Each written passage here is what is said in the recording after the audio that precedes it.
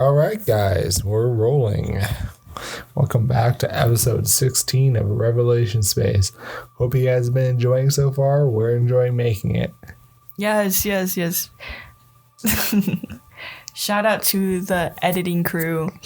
They're doing a great job. Shout out to the camera guy who went to space to get all of our footage. True. We have a great deal. He was actually on the SLS rocket. No, I know. We see it. It's really realistic. Yeah. He doesn't get enough credit for discovering all those auto-generated, already there. So, yeah, you know what I mean. Our footage is, all genuine. Right. We just pay him like minimum wage though. So Yeah, not he's even. He's really doing his best. Yeah. A livable wage of $3. I mean, like, rent is pretty low in space. Anyway. Back to the chapter at hand. So we left off with them in the ship heading over to... The Cerberus Hades system. Right. And it's because Sylveste has, his motives and all. So now we are starting off chapter 20 with a new character. More into depth with this character. Her name is Alicia. Alicia, spelled Alicia, pronounced Alicia, I guess. Anyway, she is a smart woman. So smart. So smart that she couldn't be a main character anymore. So smart that Alastair Reynolds was like, no, we can't have that. We can't have anyone smarter than Sylveste. So I mean, true, she had a little revolt back in the day. That's why they don't have a ship on Resurgam anymore, because there were people who didn't want to stay on Resurgam. They thought that the expedition was over and they should go back, and that was Alicia's crew. And they decided to take the ship and the light hugger and leave. But now we're realizing that ship that we saw last time, the ship that we saw surrounding Cerberus, is the Lorien, which is the ship that they took. But they took that ship a long time ago, over 100 years ago, so something went wrong. And then insert clip of super big ship. Oh yeah, have you seen? Alright guys, look at this. Looks pretty cool, huh? Alright. Okay. Right here we got the thermal radiator. Pretty neat. You could have like a big old family, or like a big old team of people in here. What do you think? How many galaxies do you think you could take this to? What's the mileage on this big old ship? Anyway, enough of that. What else? Volyova interrogates Curry again. Again, I feel like that's all. I don't know why Curry can't just be like, alright, here's everything. Well, I feel like that's what she's about. That's what she's doing now. She could have done this the last 2 chapters. She was kind of getting to it. I don't know. I feel like what's her name? Volyova's a little stubborn, or like, I don't know. She keeps digging. Mm-hmm. Exactly. But now she believes that she's an infiltrator, but she doesn't believe that she was just there to steal the weapons. She believes that she was there for another reason, and Curry doesn't really see a reason to lie to Volyova about it anymore. This is great. I feel like we're getting somewhere finally, Like, I say that every single episode, but I feel like, it's all coming together. Volyova urges her that it's probably time to spill the beans, because if Curry doesn't tell her, then the next person to ask is going to be Sajaki, and he is not going to be as friendly.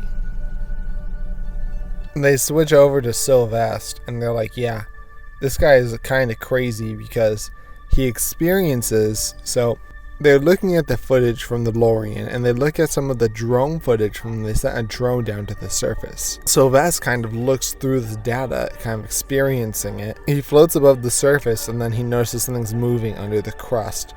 The ground opens up. Tendrils come out of the earth, or the ground, and swallow him whole, ending his drone feed, crashing him back into his body, stunned. And then he looks up to see the recording of his ex-wife, and as she has a look of shock and dismay on her face. Switching again back to Curry's conversation with Volyova, because it's kind of like interlacing. Curry says, see, he's insane, because any sane person would turn back after that, but no. he wants us to keep investigating whatever this thing is. They also talk about the Mademoiselle, and apparently Mademoiselle's first name is not Mademoiselle. What? No, I'm kidding. Kidding, don't add that one, it sounds stupid. So they talk about the Mademoiselle, and they're saying... And her probable origin. Yeah, exactly, and they're like, who is the Mademoiselle? Maybe it's somebody we know. Maybe somebody, not personally, but like, you know, someone powerful, I guess. By reputation. Exactly. And Volyova says that she can maybe figure it out because back early on when Curry first joined the crew, she had a piece of shrapnel in her. And Volyova thought this was from the war, but maybe it was something hidden inside of her by Malukian to help tell us who the Mademoiselle was. Now we're gonna have a Mademoiselle reveal in the future, hopefully. Potentially. I hope so. Face reveal. Speaking of face reveal, guys, and then switch over to happy music again. Okay. Anyway, they're asking why the planet is built like that. Who built like a little layer of, I don't know, like machinery or like camouflage or like protection? I feel like it's like protection, you know. Protection under some camouflage crust. Exactly. Like what for? What is the reason? We don't know yet, but we assume it does not want to be found. That's why it erased any evidence of the comet that hit it. So remember, Volyova wanted Sylveste in the first place for the captain, except not really Sylveste, but Calvin. But now she has them both. So the captain has the plague, and now we're finally getting to the part where he actually does some sort of treatment on him, or trying to. Both of them working together, Calvin and Sylveste. So remember, the captain is like frozen in a way, kind of frozen, and they can't really do any treatment on him. Like, imagine working on like a sculpture, like trying to heal a sculpture. You gotta, melt it down. Anyway, so they warm him up, and although this isn't very, helpful for the captain, except, they're doing treatment, so it's good. They take some little core samples of him, or like a biopsy, I'm pretty sure it's called. A biopsy, yeah, that's what they said, a biopsy. So, hopefully now they can heal the captain. Now, Captain's gonna be a new character, since we already lost another character, Alicia. Yeah, and they're talking about how Calvin thinks that the plague is mixing his biological parts with his mechanical parts, and he thinks that they're being adapted, so they're not really it's not going to kill the captain. He doesn't think it's just going to like repurpose them, and it's not, the captain is not enjoying this, but he doesn't think it's going to kill him. But obviously they want to make him normal again, but it's just an observation that he made. So theories, are we going to have like a captain who's not fully healed, more, artificially, I don't know, more robot kind of? Not really robot, but sick, plaguey captain. Yeah, plaguey maybe. Captain. Zombie captain. Zombie captain. Ooh, frozen zombie captain, yeah. Volyova is setting up a plan to help Sylveste. So he's still going through this, even though there was a crazy warning pretty much from Alicia's ship. And Sylveste wants to go ahead with it anyways, which seems like insanity. And Volyova's cracking up a plan, and she is going to use Alicia's ship. And it's not really specified, but she sent drones in to do a bunch of work. And they're